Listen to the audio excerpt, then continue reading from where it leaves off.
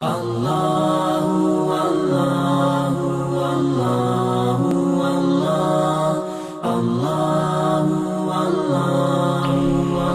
اس بڑھیا نے کہا پھر کیا کرنا ہے؟ تو اس بیگم نے کہا جاؤ تمہیں منہ مانگے انعام دوں گی، تمہارا گھر سونے چاندی سے بھر دوں گی، کسی طرح وہ رشتہ توڑ دو۔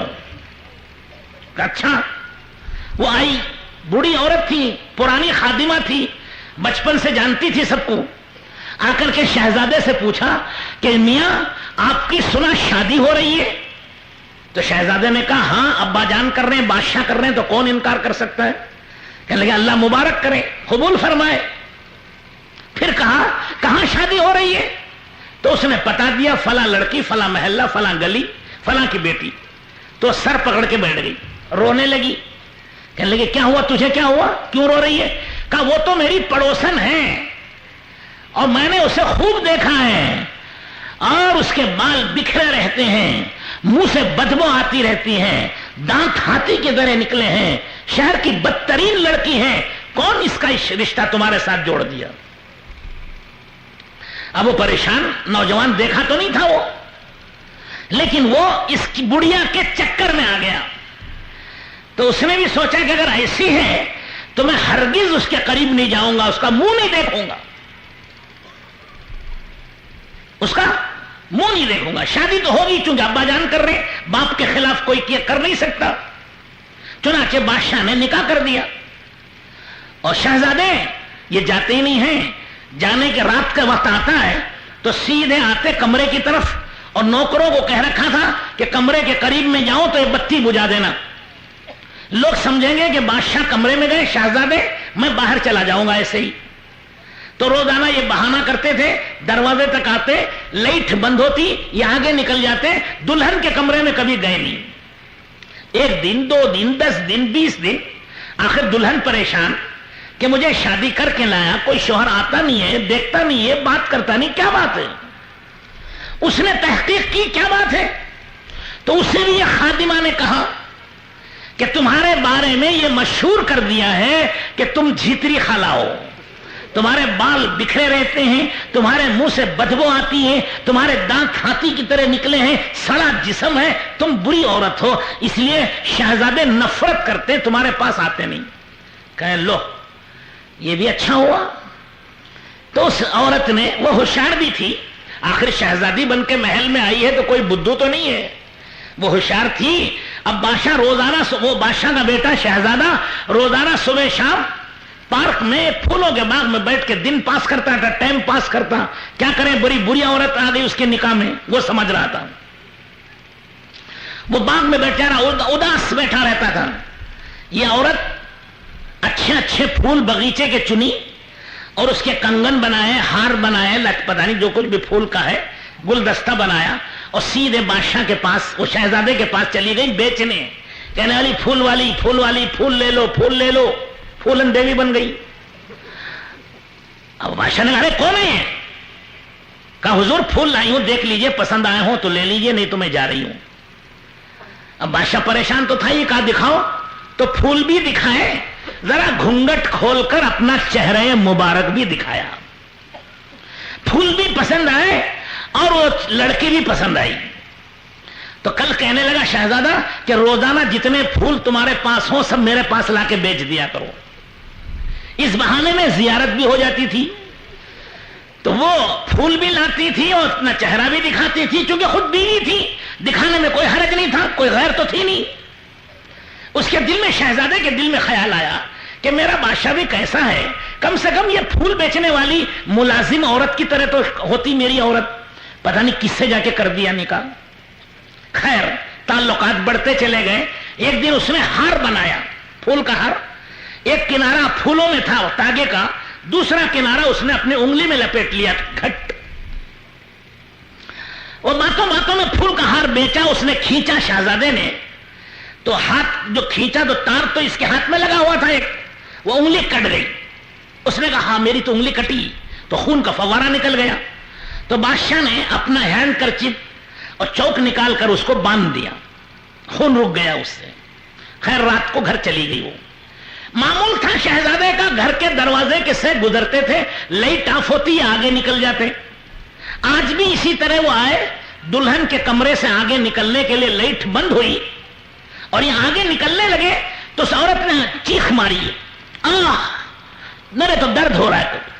اب پلٹ کے دیکھا شہزادہ تو وہی پھول والی, کہنے کا لے, اور ہاتھ میں دیکھا تو اس کا کرچیف نشانی کے لیے بنا ہوا ہے. پوچھنے لگا کہ تم یہاں کیسے ہیں؟ تم تو پھول بیچنے والی باہر کی نوکرانی تھی, یہاں کیسے محل میں؟ تو انہوں نے کہا اللہ کے بندے, تمہارے ابا جان نے مجھ سے تو شادی کر کے یہاں لایا ہے, تمہارے ابا جان نے مجھ سے شادی کی ہے تمہاری. کہنے لگے ہاں تمہارے سے شادی ہوئی, تم تو دنیا کی حسین و جمیل و خوبصورت عورت ہو, آسمان کی پری معلوم ہوتی ہو, لیکن مجھے تو یہ بتایا گیا تھا کہ تم پھوڑ ہو, تمہارے منہ سے بدبو آتی ہے, دانت ہاتھی کی طرح نکلے ہیں اور بال بکھرے ہوئے. یہ سب نے تو یہ کہا تھا. کہا انہوں نے کہا نا, تم نے تو دیکھا نہیں, کبھی ہمیں دیکھا ہوتا, کبھی ہم سے بات کی ہوتی تو پتا چلتا کہ ہم کیا ہے. ان کی سنی اور بدزن ہو کے گھر بیٹھ گئے. سمجھے بھائی؟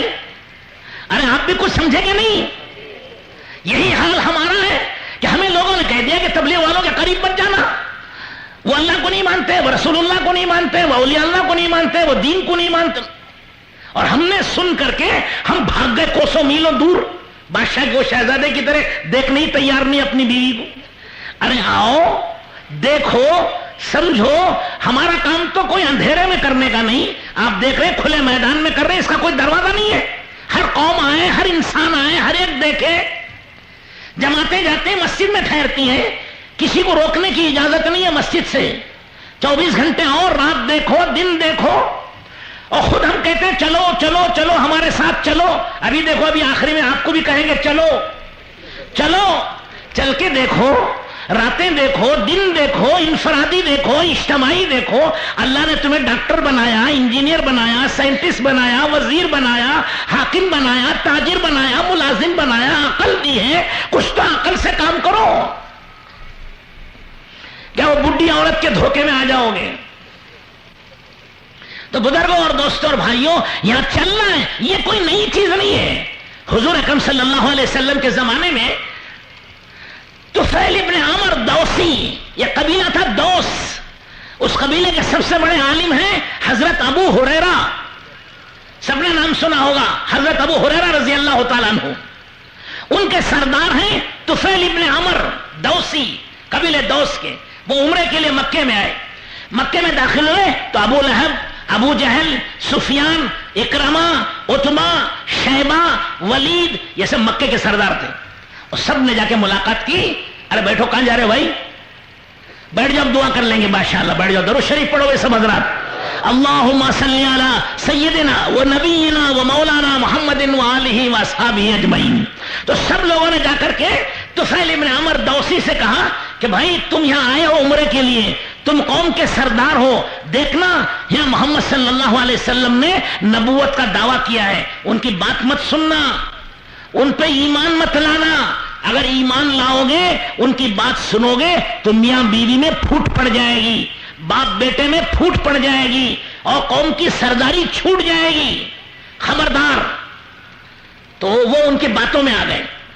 انہوں نے کیا کیا, ایک روئی خریدی, روئی کاٹن, اور کان میں رکھ لیے, دونوں کان میں, کہ حضور کی آواز میرے کان میں نہ پڑے. عمرہ کر لیا.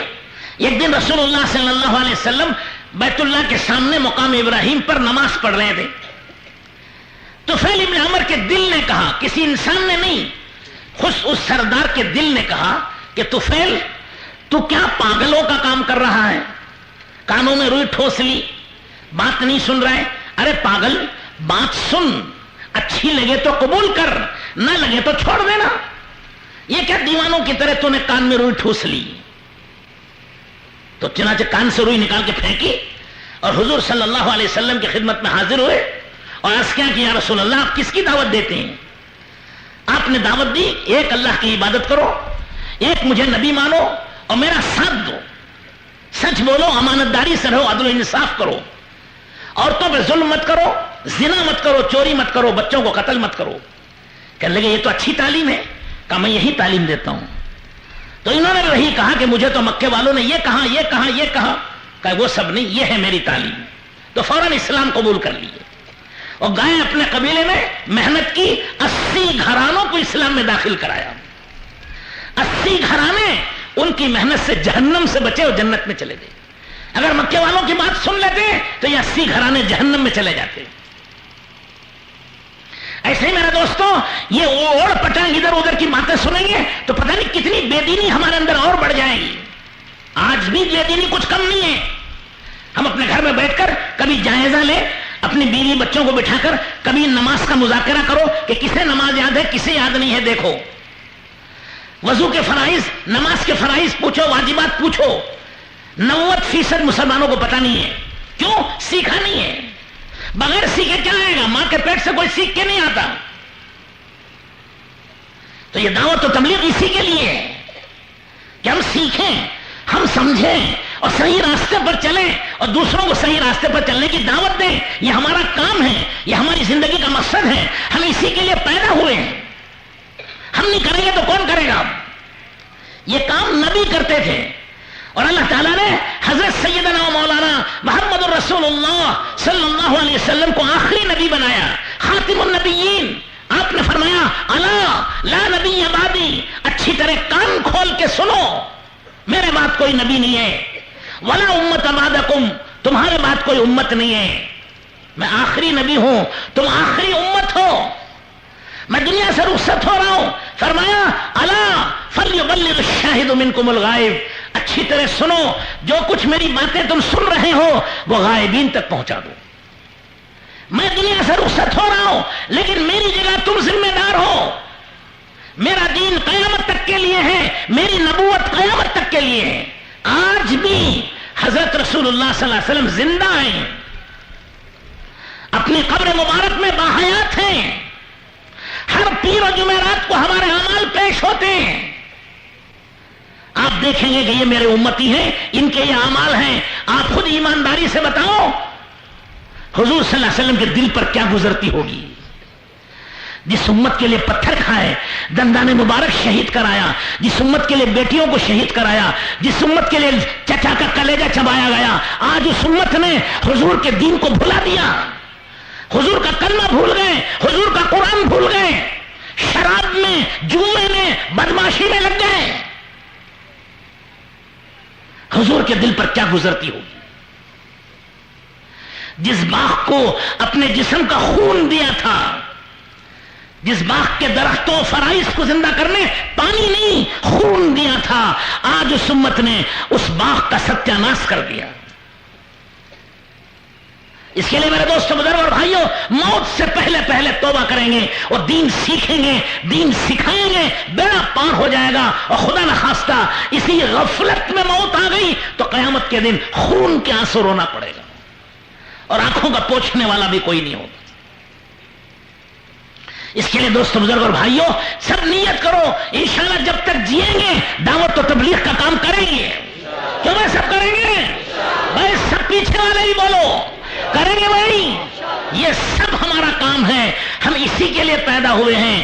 چار کھا کر مر جانا جیسے میں نے کہا جانور کا کام ہے.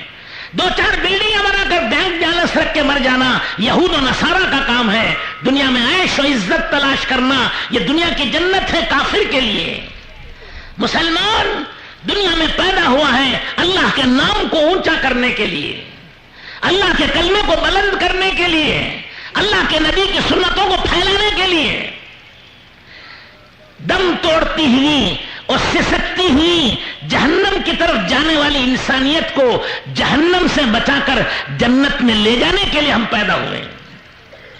ہمارا کام ہے بھلائی کا راستہ دکھانا، نیکی کا راستہ دکھانا، اچھائی کا راستہ دکھانا اور صحیح راستے پر لے جانا. یہ نبیوں کا کام تھا، نبی کرتے تھے. لیکن ہمارے نبی آخری نبی ہیں، خاتم النبیین ہیں. آپ کے بعد کوئی نبی نہیں، اس لیے ہر مسلمان کے ذمہ ہے کہ یہ کرے. فرمایا بلغوا عنی ولو آیا، ایک بات بھی معلوم ہو تو دوسرے تک پہنچا دو. اور ہر مسلمان کو 2 باتیں تو معلوم ہیں. ایک لا الہ الا اللہ، یہ ایک آیت ہے قرآن کی. بلغوا عنی والوں آیا، ایک آیت بھی معلوم ہو تو پہنچا دو. ایک آیت لا الہ الا اللہ اور دوسری آیت محمد الرسول اللہ. کیونکہ اتنا تو یاد ہے سب کو، تو 2 آیتیں تو سب کے پاس ہیں. ان 2 کو پہنچا دینا. دیکھنا دیہاتوں میں چل پھر کے کھیڑے میں یہ 2 بھی بہت سے مسلمانوں کو یاد نہیں. فاتحہ یاد نہیں، درود شریف یاد نہیں، جنازہ یاد نہیں. آخر کون سکھائے گا یہ؟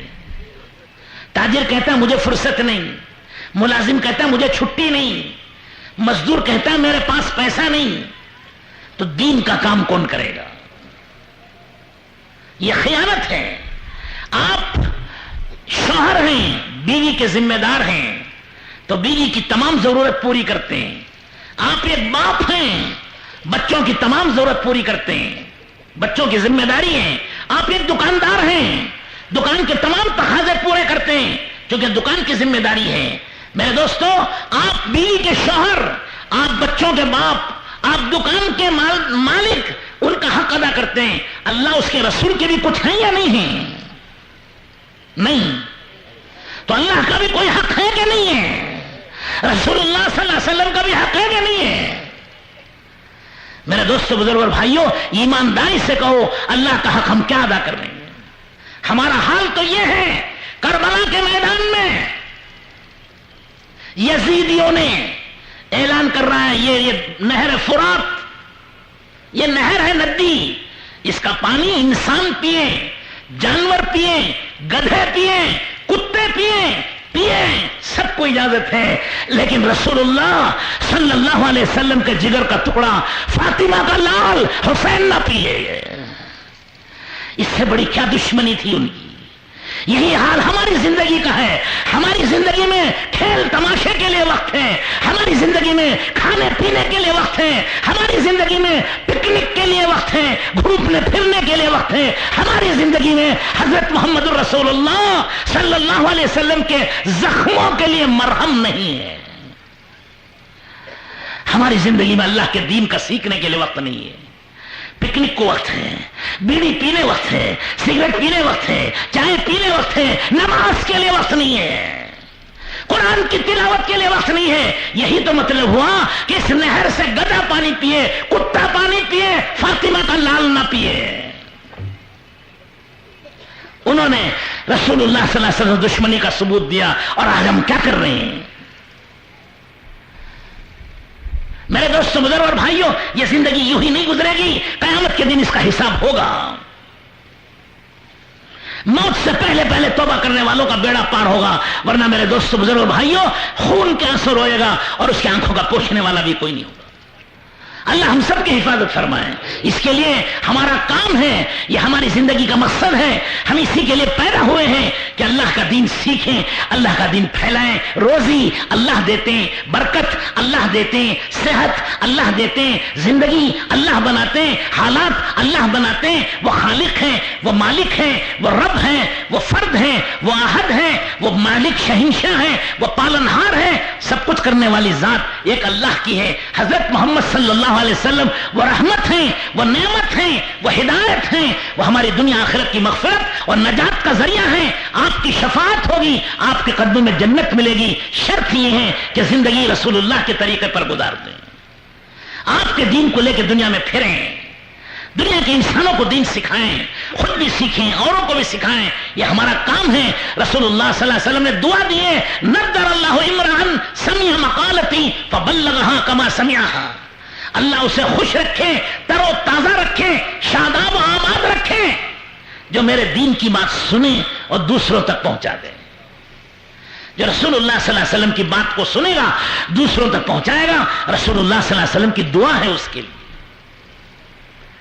پھر رسول اللہ صلی اللہ علیہ وسلم نے فرمایا، ان اللہ وملائکتہ واہل السماوات واہل الارض حتی الحوت فی بحرہ والنملۃ فی جحرہ لیصلون علی معلم الناس خیرا. اللہ جل شانہ، اس کے فرشتے، آسمان کی مخلوق، زمین کی مخلوق، سمندر کی مچھلیاں، بلوں کی چونٹیاں ان کو دعا دیتی ہیں جو دنیا میں خیر و بھلائیوں کو پھیلانے کے لیے نکلتے ہیں. کیا مطلب؟ یہ کہنا چاہتے ہیں کہ لوگوں، اللہ کے راستے میں پھر نکلو، دنیا میں خیر و بھلائیوں کو پھیلاؤ. تم اکیلے نہیں ہو، تمہارے پیچھے اللہ کی ذات ہے. اللہ کے فرشتے تمہارے ساتھ ہیں، آسمان و زمین کی مخلوق تمہارے ساتھ ہیں، جب ساری مخلوق اور مخلوق کا خالق اور رب تمہارے ساتھ ہیں تو تمہیں گھبرانے کی کیا ضرورت ہے؟